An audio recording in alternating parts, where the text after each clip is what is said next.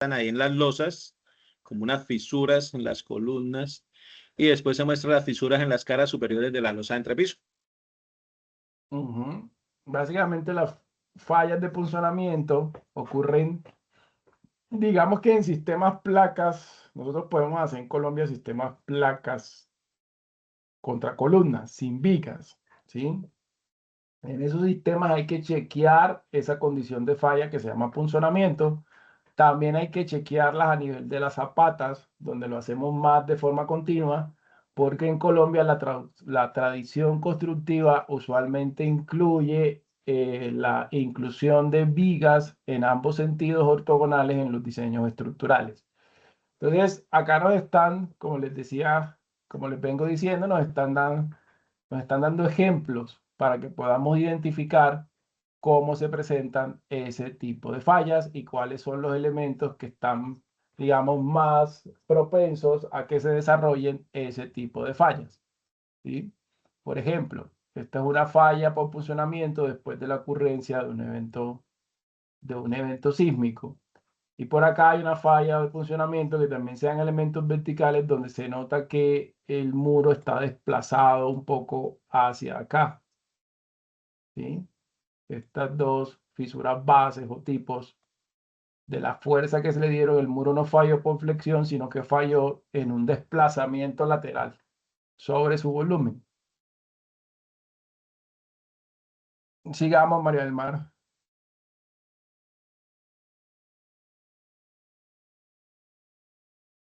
Fisuras por compresión axial. A. Patrón de fisuras, de fisuración por compresión simple o pura. Fisuras orientadas paralelas a la dirección de la carga. B. Patrón por compresión en donde existe un rozamiento por la limitación de la capacidad de los elementos estructurales para deformarse o desplazarse en dirección transversal, generando una distorsión en el trazado de la fisura. C. Patrón por acción de cargas de compresión con algún tipo de excentricidad en conjunto con la acción de los efectos del desveltez. D. Patrón de fisuración para elemento sometido a efectos de pandeo. Se sigue un patrón como el mencionado en la tracción pura, la fibra extrema. En la tracción pura, supongo que va a punto, la fibra extrema estará sometida a tensión, mientras que su opuesta estará sometida a compresión. Y patrón de fisuración muy fina del orden de 0,05 milímetros a 0,15 milímetros, paralela al eje principal del elemento, en donde no existe coincidencia con la ubicación de la armadura. Estas fisuras aparecen en un estado previo a la rotura cuando las cargas están del orden del 90 de la capacidad resistente de la columna. ¿Cuál creen ustedes que es la más crítica de la A a la B a la E?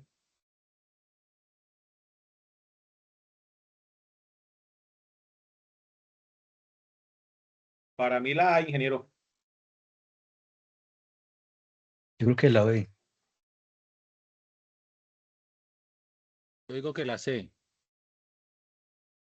Ah,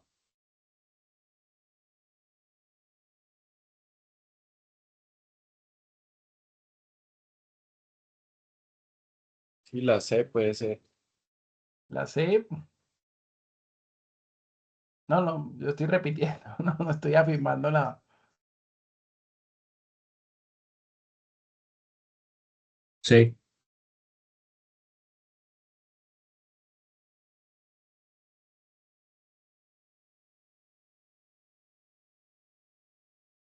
Ujú.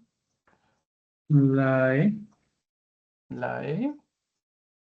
Pues yo Bueno, creo que la A, porque la A ya no da estabilidad hacia ningún lado. pero dice, patrón de fisuración por compresión simple, fisuras orientadas paralelas a la dirección de la carga.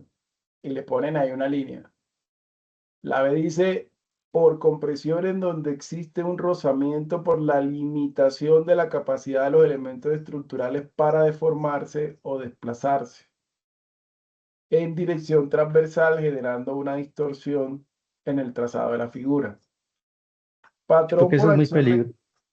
patrón por acción de carga de compresión con algún tipo de centricidad en conjunto con la acción del efecto del belt test.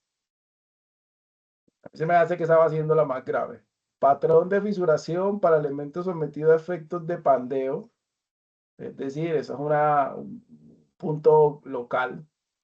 Se sigue un patrón como el mencionado en la tracción pura. Patrón de fisuración muy fina, paralela al eje principal del elemento, en donde no existe coincidencia con la ubicación de la armadura, y el elemento está sobre el 90% de la capacidad resistente. Me parece que las más críticas son la C y la E. Y si me tientan un poquito, diría que la E es más crítica que la C. Porque ya nos están hablando de la capacidad, pérdida de capacidad del elemento. Bueno, ejemplos, ¿sí? Dice fisuras en columnas y nos muestran columnas circulares.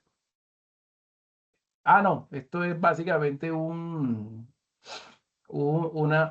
concepto. Nos dicen que las columnas circulares tienen mejor comportamiento que las columnas cuadradas, porque el estribo circular mejora un mejor confinamiento y por lo tanto se incrementa la ductilidad. Dice fisuras en columnas por efectos de la compresión localizada.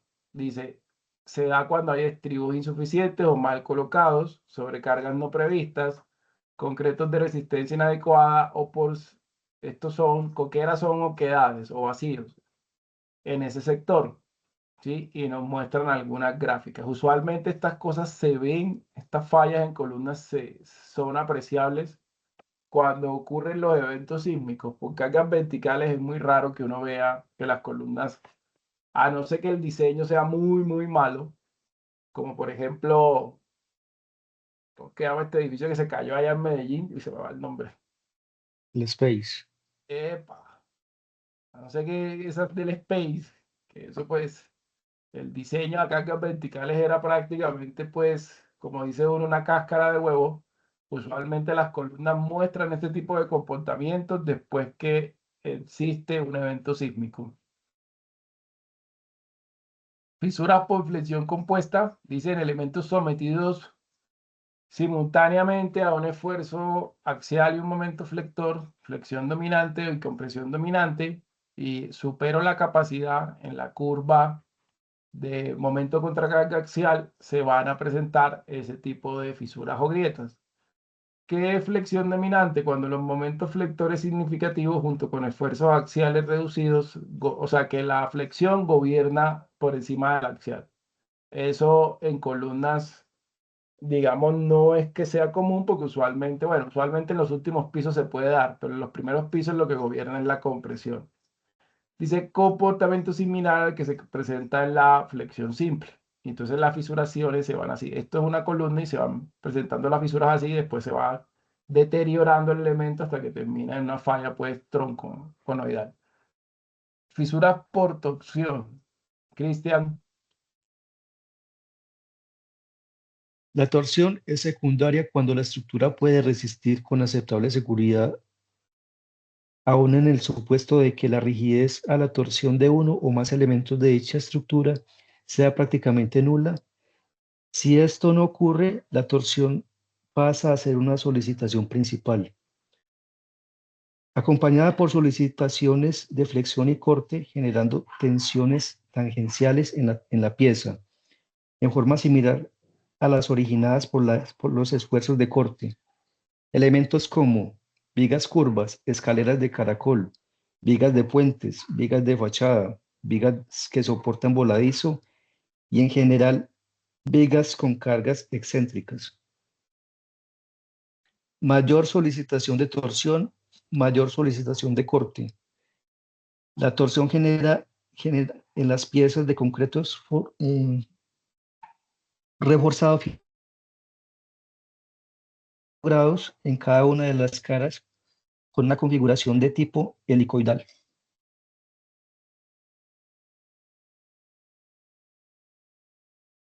Ok, sí. Entonces, cuando son grietas por torsión, para que las podamos identificar, van describiendo esta geometría dentro del elemento, ¿sí? ese tipo de grietas son específicas de estas situaciones que nos describen acá: vigas curvas, escaleras de caracol, puentes, vigas de fachada, las que soportan voladizos o cargas excéntricas. Y digamos, en cierta medida, a lo que yo debo apuntar cuando haga alguna propuesta de reforzamiento de estos elementos es a sumar más estribos longitudinales o a anular la torsión que se presenta en el elemento. Entonces, aquí hay ejemplos: cómo falla una pila por torsión de puente, cómo se ven las fisuras y su relozamiento. Básicamente, armaduras insuficientes, armaduras mal colocadas, sobrecargas no previstas y efectos de torsión no contemplado en el cálculo. Fíjense que las características son muy, muy similares, ¿sí? Siempre nos están hablando de que hay errores, posibles errores en los cálculos, armaduras insuficientes, y esa es la base usualmente de las fisuraciones que se dan por esfuerzo, deficiencias en los diseños estructurales. Asentamientos diferenciales. Ayúdame, Joana. Ok, profe. Asentamientos diferenciales.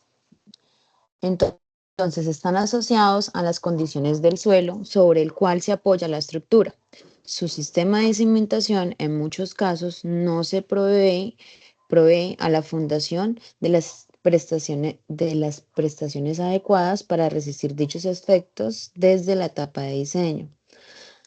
Dado a que es una falla que se produce a nivel de fundaciones, suele ser compleja y costosa de intervenir. Su falla puede aparecer bajo la acción de cargas verticales, cargas de gravedad, cargas horizontales, como empujes laterales de viento, sismos o empujes de fluidos o terrenos, o sobrecargas, como por ejemplo condiciones de inestabilidad o sobreesfuerzo en el terreno por construcciones vecinas.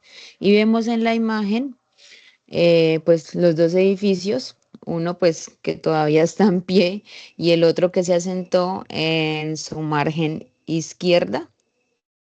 Y ya, eso es lo que vemos en la imagen.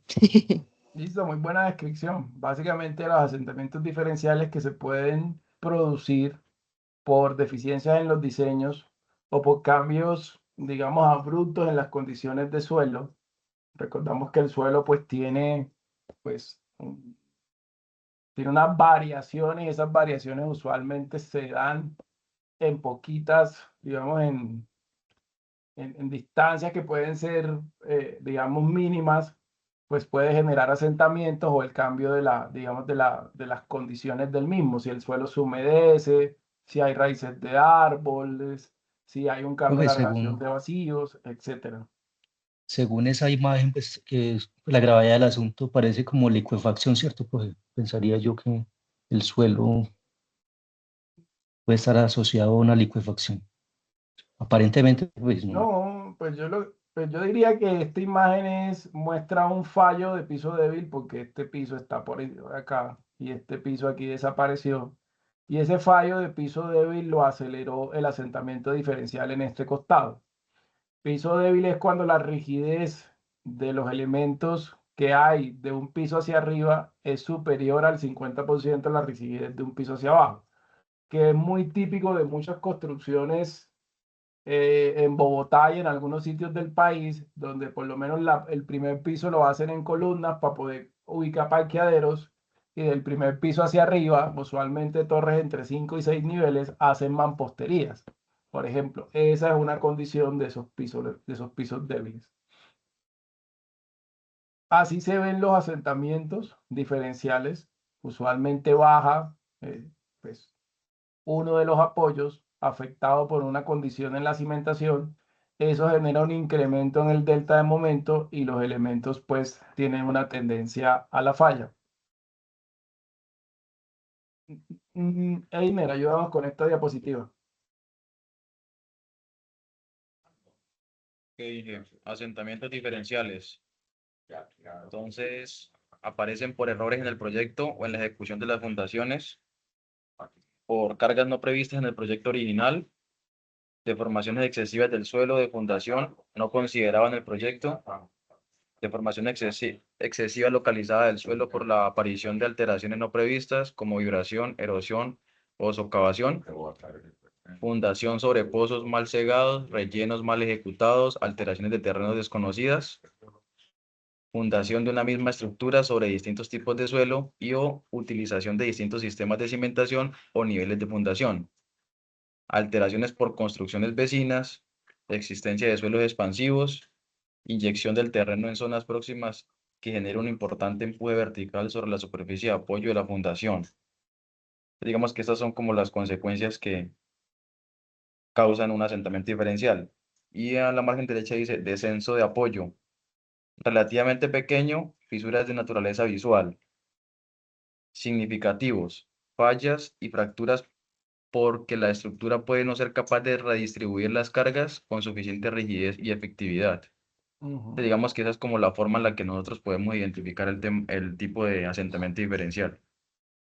Sí, Entonces, así es. descenso de apoyo, pues se supone que uno de los dos lados se asienta con respecto al nivel del otro y pues ahí ya me conlleva que yo ya pueda analizar de una manera significativa algunos de estos, ¿no? Ujú, sí, y digamos que pues nos hacen como unas clasificaciones. Hay veces los asentamientos diferenciales son pequeños y los que sufren son los elementos no estructurales, que es como lo que uno más ve, y uno ve que se fisuran los muros, básicamente que hacen, digamos, la división de los espacios arquitectónicos. Cuando ya son grandes, usualmente se ven comprometidos los elementos, digamos, como vigas y columnas. Usualmente siempre hay una tendencia más a las vigas que a las columnas. Este es otro tema, dice deflexiones y movimientos excesivos e imprevistos, dice deformaciones y colapsos impuestos por eventos fortuitos. ¿Sí? Entonces la NSR10, digamos, está capacitada y muy enfocada a este tipo de cargas, pero en la vida útil de la estructura se pueden presentar estas. ¿Sí? Esas deformaciones o colapsos impuestos por eventos fortuitos pueden generar deformaciones que provocan daños en elementos no estructurales, instalaciones, elementos de cierre y de división. Comprometen la estabilidad de la totalidad o de partes de una estructura que se considera como un cuerpo rígido y evita el vuelco, porque pues es una carga de impacto o es una carga, digamos, no es una carga estacionaria, sino que es una carga de aplicación instantánea e inmediata. Hacen que uno de los elementos estructurales se generen los estados límites de fisuración, de, de estabilidad elástica, efectos de segundo orden y afectan la resistencia y la ductilidad.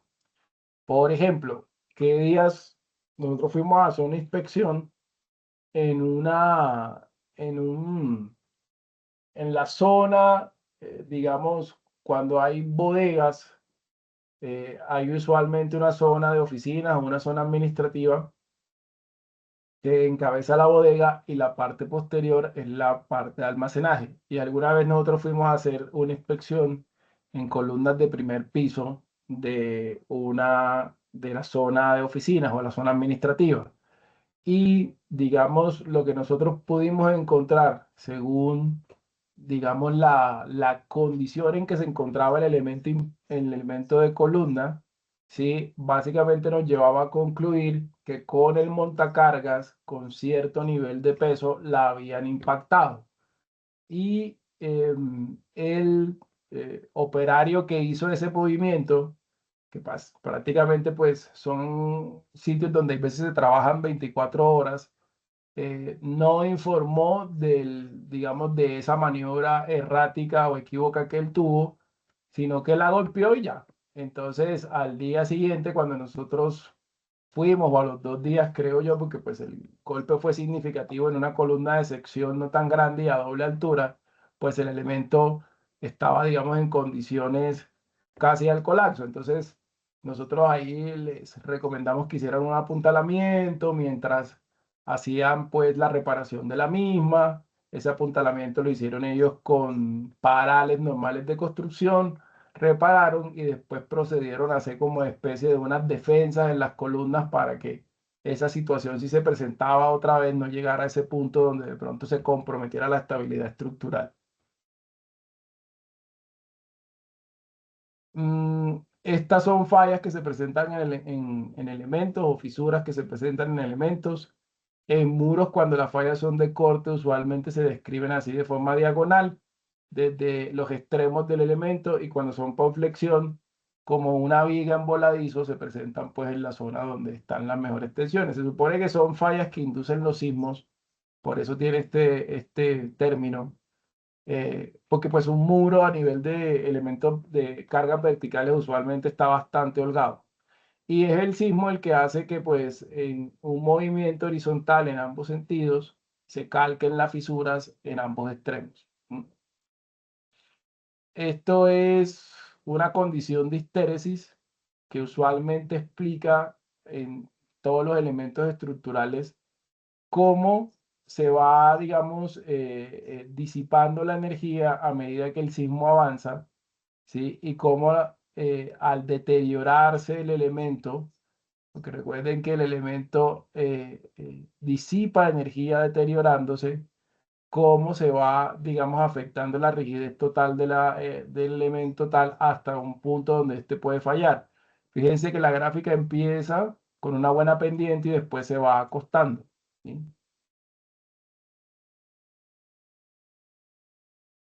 Esto de la degradación de la rigidez es lo mismo, se los quería básicamente mencionar. Aquí hay un nivel digamos, de elemento, de viga, ensayado así en la parte superior con una carga lateral, y este es el comportamiento cuando yo cojo la carga y la pongo así en ambos sentidos, que sería una carga cíclica, y digamos cómo se comporta el elemento como tal. Este ya a nivel de un edificio completo, en pisos, excitándolo, cómo ellos pierden rigidez y, como les decía, cómo se deteriora, pues, digamos, el elemento en el tiempo. Entonces, hasta aquí hemos visto el tema de las mecánicas, ¿sí? Nos quedan estos dos temas que los daremos en la clase que viene. Les quiero mostrar ya ¿qué? Les quiero mostrar un documento resumido de ensayos de concreto. Con eso creo que cerraríamos la clase de hoy. Profe, Y que, ¿sí? yo te puedo pedir un favor muy grande. Es Sí, que sí. sucede que cuando volvimos del receso, pues a mí se me había pausado la grabación y no quedó grabado casi nada después de las 10:40.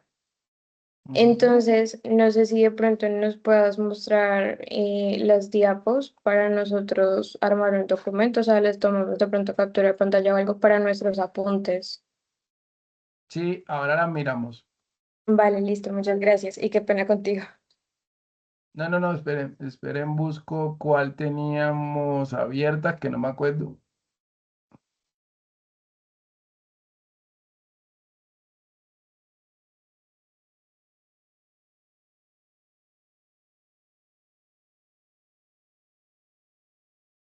Creo que esto lo habíamos dado, el receso empezamos aquí con abrasión del concreto. Listo, ya voy a empezar a tomar capturas, ¿vale? Pero alguien está grabando, entonces eso les va a quedar en la grabación. Entonces yo básicamente voy a picar diapositiva por diapositiva y eso les va a quedar en la grabación. Ah, Porque bueno, me listo, parece. sí, sí, ahí le inició Einer, sí, señor. Entonces aquí hago, como digo, cuando arrancamos con abrasión, después seguimos con impacto, después hablamos de explosión, después miramos el tema del estudio de casos, después seguimos con fisuras y grietas, inactivas y activas, estados últimos, guías de fisuración, desde el punto de vista estructural, donde los tipos de fisuras y grietas dependiendo del tipo de esfuerzo, tracción, flexión y corte, flexión pura, grietas de corte, en muros, en vigas de acople, grietas por punzonamiento, fisuras por compresión axial, fisuras en columnas por flexocompresión o por cargas compuestas. Después hablamos de fisuras por torsión. Después hablamos de asentamientos diferenciales. Y de deformaciones por cargas súbitas y no previstas. Y los temas de histéresis que se los mostré más como un ejercicio de, digamos, de información de cómo disipa el sismo. Les dije que estos dos temas los mirábamos la semana que viene y les dije que les quería mostrar como un documento que está relacionado con los núcleos, de los temas de núcleos. Y eso es lo que les voy a ver si les muestro ahora. Muchísimas gracias, profe. Y les decía que con eso culminábamos la clase de hoy, ¿sí? Y ya el resto lo veíamos en la próxima clase.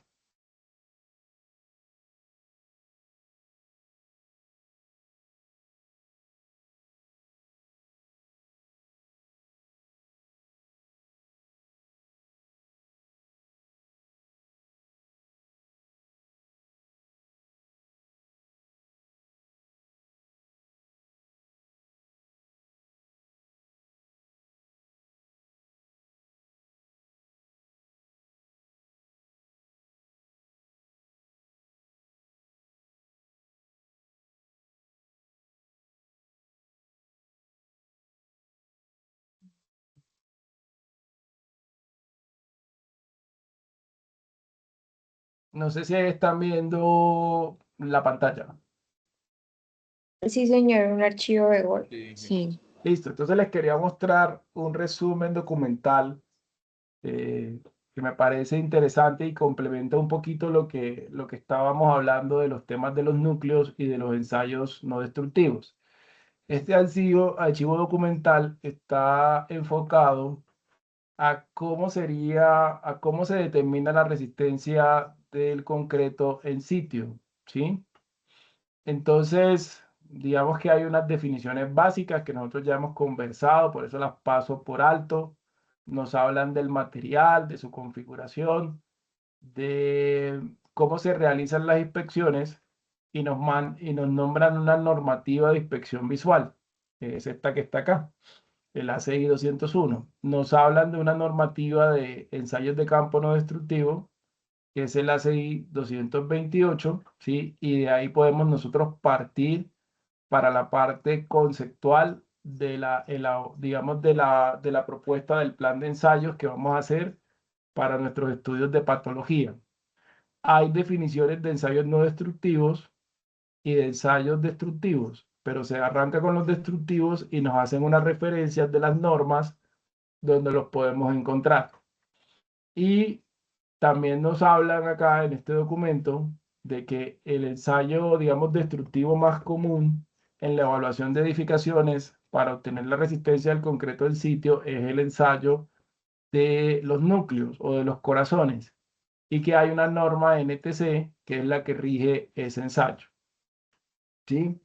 Nos hablan que hay una serie de variables, que esas series de variables están debidas al procedimiento y a equipos inadecuados en el muestreo, que hay variables debidas al inadecuado manejo de las probetas y que hay variables debidas a cambios en el curado de las probetas y que hay variables debidas a procedimientos de ensayos deficientes. En total, esas variables, digamos, en la probabilidad de afectación del ensayo suman 25, las cuales se pueden dar en varias, se pueden presentar varias al tiempo o unas u otras, ¿sí? Todo depende del procedimiento que se incluya. En esa norma o ensayo nos requiere mucho el tema del diámetro. La norma nos dice que el diámetro mínimo recomendado para hacer exploraciones debe ser 3 pulgadas y aquí les hago una acotación, el diámetro ideal es el de 4 pulgadas o 10 centímetros. Y nos mencionan que cuando hacemos diámetros menores a las 3 pulgadas, que uno consigue muchas veces cilindros de 2 y 2,5, 50 y 63 milímetros. Tenemos que ser criteriosos porque esos núcleos usualmente se ven muy afectados por las variables de la condición del agregado máximo y arrojan resultados menores. Es decir, yo debo evitar al máximo hacer núcleos entre 2 y 2,5. ¿Sí? Eso dice la normativa. Nos hablan de unas relaciones de longitud y nos hablan de unos factores de corrección que están relacionados con esa relación longitud-diámetro. Y nos dicen que las longitudes ideales están entre 1,9 y 2,1. Nos hablan de la humedad de los núcleos. Básicamente, cuando yo saco un núcleo, lo debo incluir dentro de una bolsa y lo debo mantener en esa bolsa y debo esperar de 5 días a una semana para ensayarlo, para balancear, digamos, la humedad superficial, que cuando yo empujo esa compresión genera unas tensiones superficiales que llevan a fallar los cilindros. Por eso debo hacer, digamos, ese ejercicio así como se los describí. Nos hablan del aserrado de los extremos, que debe ser, digamos, paralelo y digamos, y muy preciso, porque eso desvía la carga y genera una falla en la gráfica, no, en el elemento, pensando pues en la capacidad, porque pues si tengo un desbalance en las caras se genera una fuerza adicional de compresión que hace fallar el elemento de una carga menor. La densidad, los capinados, que usualmente también afectan el resultado y no se recomiendan. Se recomienda más bien pulir la superficie y que los elementos que están en contacto con el núcleo tengan unas bandas de neopreno, que usualmente las tienen, y nos van contando que eso genera también digamos, un resultado adverso si no ejerce el suficiente control en la resistencia del concreto en sitio. Al final nos hablan de que cuando uno hace ensayos de núcleos, básicamente estamos buscando es obtener un elemento o un factor traductor, ¿sí? El factor traductor es un factor que básicamente, digamos, en un criterio de seguridad y considerando las variables que están cuando se hace ese ejercicio de la extracción de núcleo, nos traducen la resistencia del núcleo a la resistencia específica del concreto o a la resistencia objetivo, que es la que, como les he comentado, especifica el diseñador. Entonces, por esa razón y por lo que los núcleos tienen tantas posibilidades, opciones de variables que los pueden llegar a afectar, la norma, después de una serie de investigaciones que se hicieron en el ACI, adopta los mismos factores traductores de la norma americana, ¿sí? Es por eso que acá en Colombia, cuando uno hace un ensayo de núcleo, le dicen que uno de los ensayos, que la sumatoria de los 3 ensayos o de los 2 me debe dar por encima del 85% de la resistencia. Y que uno de esos núcleos no puede estar por debajo del 75% de la resistencia. Porque digamos que al traducir, ahí básicamente yo lo que estoy diciendo es que si obtengo 0,85, la resistencia real es la resistencia del núcleo entre 0,85. Por eso la NSR10 permite que, digamos, los resultados estén por debajo en digamos, en esos rangos, ¿sí? Porque se consideran resultados seguros. Y eso viene de una investigación. Aquí nos hablan de esos factores traductores, cosa que me parece interesante, porque muchas veces la gente que hace evaluación de edificaciones en campo y la hace a través de los núcleos, cuando el núcleo no le da la resistencia específica, considera que el resultado es inapropiado y en algunos casos hasta mandan a procesos de demolición partiendo en esos resultados obtenidos, cuando pues hay veces debemos con cierto nivel de criterio, digamos, saber qué es lo que vamos a recomendar o ampliar el plan de exploración para tomar una decisión de ese tipo. eso que les comentaba de los factores traductores que aparecen en nuestra norma, que están sobre el 85 y el 75%, tienen su fundamentación en esta investigación pues les estoy aquí como contando ahora. En 1968, un ingeniero que se llama Delmar Bloom hizo una investigación y hizo una publicación en el Journal de la CI.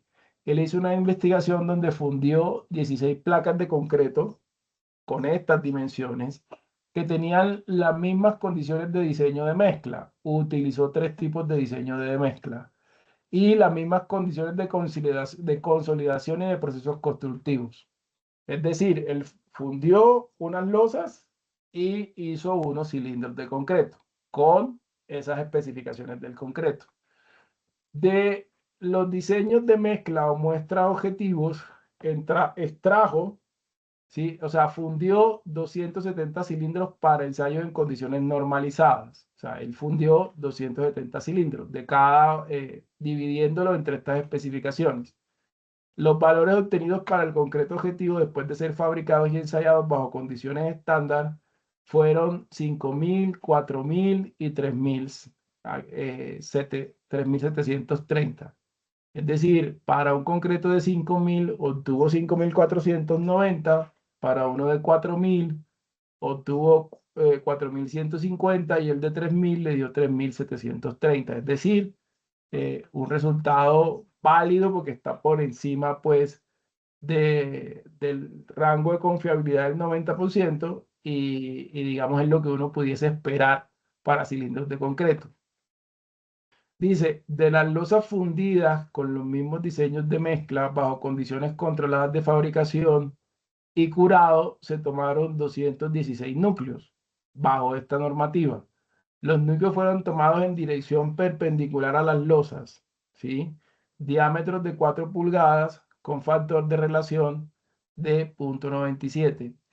Se ensayaron cilindros y núcleos en condiciones, bien curados, secos, en 3 condiciones, bien curados y secos, bien curados y húmedos, mal curados y secos, mal curados y húmedos, ¿sí? Esas fueron las condiciones que él evaluó y los ensayos se hicieron a diferentes edades entre 1 y 365 días, es decir, es una investigación bastante amplia. Y aquí nos dicen a qué edades fueron ensayados. Los resultados son los que se muestran en estas gráficas, ¿sí? O sea, este es para concretos de 5.000 y aquí nos ponen digamos las condiciones, ¿sí? Entonces, por lo menos cilindros bien curados y secados, entonces eso da un resultado, que es el 2. Cilindros bien curados pero húmedos, nos dan la gráfica 3. Cilindros bien curados, pobremente curados y secos, nos dan la gráfica 4 y pobremente curados y húmedos nos dan la gráfica 5. Ahí pues de una vez entendieron ellos que los factores de humedad son preponderantes en las resistencias, pero los que están por lo menos bien curados y en condiciones digamos secas, 2 y 4, pues dan unos resultados que están por debajo de la resistencia planeada. Este es el ejemplo para 3.000, este es el ejemplo para 4.000. Entonces, ¿qué concluyó Bloom en su investigación? Dice que se pueden distinguir 2 conceptos de resistencia. La resistencia como medida de la capacidad de carga de las estructuras y la resistencia como medida de la calidad y la uniformidad del concreto. La relación de este último es extremadamente variable, ¿sí? Dice, la toma de núcleos para chequear aparentes deficiencias en la resistencia del concreto a partir de cilindros estándar debe ser interpretada con precaución. En la mayoría de los casos, los ensayos de núcleos dan resultados inferiores a los cilindros normalizados. Las fórmulas de diseño de mezcla proveen un factor de seguridad adecuado que permite obtener resistencia objetivo. Aún así, no se cumplen las condiciones ideales de protección y curado para los cilindros normalizados. Cuando los núcleos dan menores a los cilindros, significa que los márgenes de incertidumbre intrínsecos en el ensayo o las variables que les mencioné están presentes en el resultado. Las pruebas de núcleos, que equivalen al 75% de F' sub C, se relacionan con resultados de cilindros normalizados que proporcionan resultados de resistencia por encima del 27% de F' sub C. Por lo anterior, los resultados encima del 75% del núcleo se consideran adecuados. O sea, de ahí sale ese criterio normativo. El factor traductor según Bloom es del 67%, es decir, lo que a él le dio en las mejores condiciones, con una mezcla bien curada, bien colocada, bien puesta en sitio, es el 67% de la resistencia. Eso es lo que da un núcleo. Por eso las normas adoptan y permiten que los resultados estén al 75 mínimo y que el promedio sea el 85. Dice, la especificación del 85% de los núcleos nace de este artículo y se incluyó por primera vez en el código ACI de 1971 y no ha cambiado hasta la fecha. Los redactores del ACI 318 fueron conservadores al adoptar el factor convertidor de núcleos cilindros normalizados a la luz de la información que se tenía en la época. Es decir, desde este tiempo hasta ahora seguimos usando el mismo criterio. Hoy en día, la norma de extracción de núcleos no ensaya los núcleos ni saturados ni secos al aire, simplemente se pide que sean introducidos en una bolsa plástica sellada durante 5 días para que la humedad al interior del núcleo se uniformice y se eliminen gradientes de humedad. Estos núcleos acondicionados en bolsas selladas alcanzan una resistencia un 5% menos de los secos al aire, es decir, hoy en día castigamos aún más el resultado de un núcleo al fallarlo con esas bolsas equilibradas de humedad. En 2013, Malice y Suprenan desarrollan una investigación con el fin de calibrar y validar el factor traductor, después de 40 años prácticamente, con un punto como punto de referencia a la investigación de Bloom y autores reconocidos. Con los mismos criterios con el fin de reproducir la investigación original, fueron fundidas placas de concreto de 10 y 20 centímetros de espesor y elementos tipo columnas de 55 por 55. Nuevamente se tomaron núcleos normalizados con el fin de comparar los resultados. Solo el 3% de los resultados cumplen el valor traductor del ACI, es decir, por lo menos el 85% de F' sub C. La mayoría de los resultados se ajustan a una regresión lineal de 0.65, es decir, lo mismo que obtuvo Bloom, validando con cierto nivel de precisión el valor de Bloom. Y nos muestran esta grafiquita. ¿Sí? Entonces, les quería mostrar esto como para que ustedes tengan un criterio adicional y puedan leer con suficiencia muchas veces los resultados de cilindros que obtienen y no porque el resultado, digamos, les dé por debajo o ustedes tengan la tranquilidad de que ese resultado del 75% es un resultado conservador. Y que adicional a eso, en ese resultado yo tengo que tener mucho criterio para no mandar a demoler elementos que de pronto se encuentran bien y que debo buscar una justificación desde lo ingenieril porque obtuve un resultado u el otro. Luego nos aclaran aquí qué variables afectan los resultados de los núcleos. Ya para concluir, sí, porque sé que ya todos después de 5 o 6 horas estamos cansados. Variables debidas a procedimientos inadecuados. Toma de núcleos en zonas de concreto no representativas, número de núcleos insuficientes, toma de núcleos en zonas que tienen menos de 14 días, extracción de núcleos de diámetros que no tienen en cuenta el tamaño mínimo del agregado, extracción de núcleos que tienen insertos de aceros de refuerzo, muestras que no cumplen con la relación longitud-diámetro, muestras de superficie de contacto entre el núcleo y la prensa no horizontal, estado de humedad del núcleo antes del ensayo. Variables debidas a cambios de curado, dice exposición de núcleos recién extraídos a condiciones climáticas extremas, cambios abruptos de temperatura en el núcleo antes de la rotura, humedad variable no controlada. Variables de inadecuado manejo de las probetas, núcleos golpeados durante la extracción, transporte o almacenamiento, núcleos apilados uno sobre otro, variables debidas a procedimientos de ensayos deficientes, un error en la velocidad de la aplicación de la carga o carga no controlada, excentricidad en la aplicación de la carga, inexactitud en la lectura de los diales, descalibración de la prensa, no tener en cuenta las densidades o los hormigueos. Es decir, que si yo considero todas estas variables, realmente esa resistencia objetivo debería ser la resistencia que yo hallo en la prensa del núcleo considerando todos estos factores que están aquí o coeficientes, por curado, por densidad, por daño en la extracción, por la relación longitud-diámetro, por la dirección de la extracción, por la temperatura y la humedad. Dice, en esa ecuación X es el resultado de resistencia de núcleo y F cilindro sería el resultado a comparar con el cilindro normalizado, es decir, con la resistencia objetivo. Por lo anterior, el factor traductor no es un factor único, es diferente en cada caso y así el ingeniero evaluador lo debe interpretar con cuidado. En la tabla 4 podemos ver valores sugeridos de esas variables, de esos valores que están ahí. Obviamente tienen cierto criterio. Entonces dice, si desarrollamos un ejemplo práctico y se asume que de un elemento estructural bien consolidado, bien curado, cumpliendo la relación, dirección de extracción perpendicular y condiciones normativas de humedad, se toman núcleos, podríamos estimar un factor de correlación a través de los coeficientes de la tabla 5, es decir, de estos coeficientes, ¿sí? De U.68.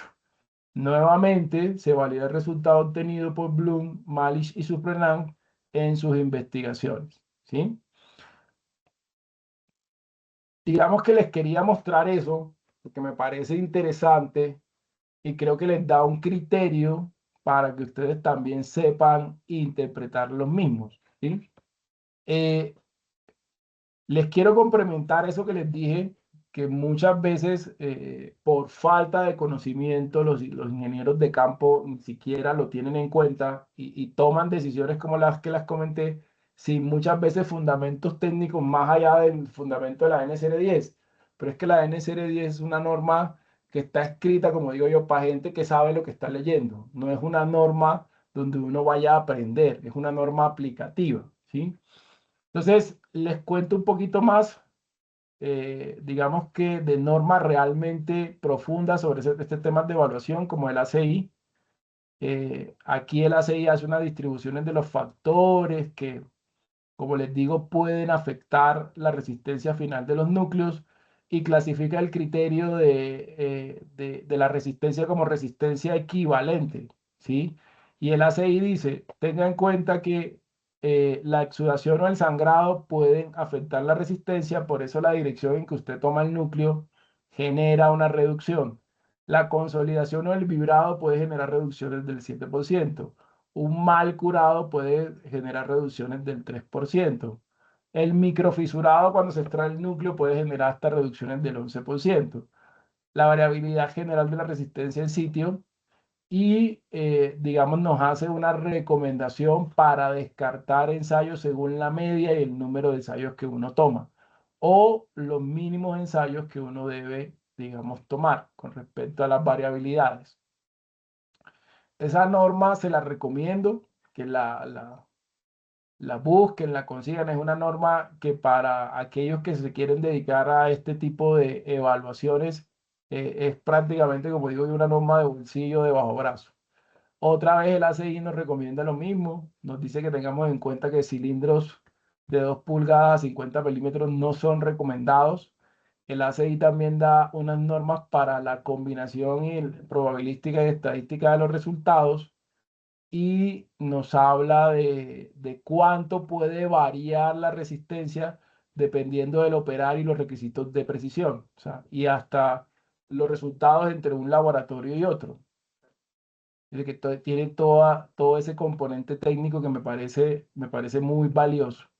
Al final el ACI hace también su clasificación dividiendo esa resistencia entre unos factores, un factor que considera la relación longitud-diámetro, un factor que corrige la dimensión del diámetro, un factor que tiene en cuenta el contenido de humedad y un factor de microfisuración, ondulaciones, nos da una tablita, ¿sí? Y con esa tablita uno halla la resistencia total. Fíjense que la resistencia final equivalente es un 16% más, digamos en un ejemplo plano de la resistencia que yo tengo de la máquina. Y si yo comparo la resistencia normativa, es 1 entre 0.85, estamos más o menos a un 18avo masa, son resultados similares. Bueno, les quería contar eso, me parece súper valioso que ustedes sepan que eso existe, me parece súper valioso que uno tenga criterios de este tipo, que son, digamos, criterios conceptuales que muy pocos ingenieros tienen. Se los digo porque yo me la paso en esto y cuando uno les dice eso que usted presentó está mal hecho y les dice por qué, la mayoría de los casos ni siquiera la gente sabe que esto existe. Seguramente los que están en campo y los que están en obra y han hecho procedimientos de este tipo deben estarse rascando la cabeza si no lo conocían, porque seguramente en su momento evaluaron solamente con el criterio normativo y resulta que este criterio es un tanto más amplio, ¿sí? Y el criterio de evaluación considera una serie de parámetros adicionales. Eso es lo que les quería comentar hoy. Seguramente la clase que viene les llevaré ya como lo final, que es nuestra clase presencial. Creo que el parcial creo que lo podemos dejar para el día, ¿qué será? El día sábado. Lo podemos hacer en la mañana, como para que no andemos con correndillas. Y después del parcial demos otra vez clase pues en los temas conceptuales que les quiero compartir. Por hoy no es más, no les quito, como digo yo, más tiempo para que ustedes vayan y disfruten con sus familias. Si tienen alguna pregunta, con todo gusto las atiendo y cerramos la clase de hoy. Si no, ya podemos cerrar la clase de hoy. Dale, profe, muchas gracias, profe. Para recordarte que tú nos habías dicho que nos enviabas como un correíto con los temas que entraban en el parcial. Nada, sí, más tarde en el transcurso del día les envío ese correo, ese correo. Muchas gracias. A ustedes por la atención, por la participación, por la paciencia. Como les digo siempre finalizando las clases, espero que lo que les he venido mostrando clase a clase les haya parecido interesante, les esté generando pues la inquietud, les esté dando herramientas profesionales para, digamos, su desarrollo a futuro y más adelante. Entonces, nada, los despido y nos estamos viendo por ahí en 7 días, creo yo. Creo que en 7 días tenemos otra vez clase. Si no, nos vemos en 15. ¿Listo? Un saludo, que estén Listo, bien. profe, gracias. Chao. Profe, muchísimas gracias. Muchas gracias por todo. Muchas gracias, Entretenida la Inés. Hasta clase. luego. Chao, profe. Gracias. Chao, chao. Muchísimas gracias. Chao, profe. Gracias, Inés. Nos vemos. Todo bien. Chao, muchachos.